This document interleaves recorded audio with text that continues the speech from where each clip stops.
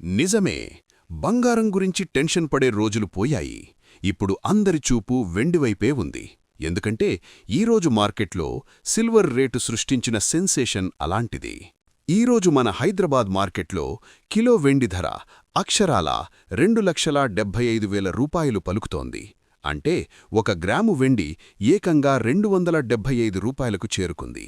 ఒకప్పుడు ఫంక్షన్లకు, పండుగలకు సరదాగా కొనే వెండి ఇప్పుడు స్టాక్ మార్కెట్నే షేక్ చేస్తోంది.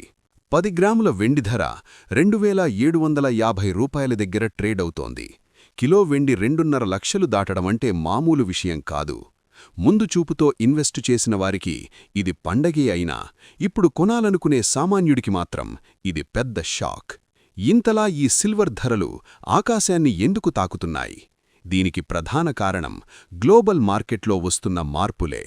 సోలార్ ప్యానెల్స్, ఆటోమొబైల్స్ మరియు ఎలక్ట్రానిక్స్ తయారీలో వెండి వినియోగం విపరీతంగా పెరిగిపోయింది. దీనికి తోడు డాలర్తో పోలిస్తే మన రూపాయి మారకం విలువలో వస్తున్న మార్పులు కూడా ఈ రేట్ల పెరుగుదలకు ఆద్యం పోస్తున్నాయి. దీనికి జీఎస్టీ, మేకింగ్ ఛార్జీలు కలుపుకుంటే షాప్లో ఈ ధర ఇంకా పైకే వెళ్తుంది.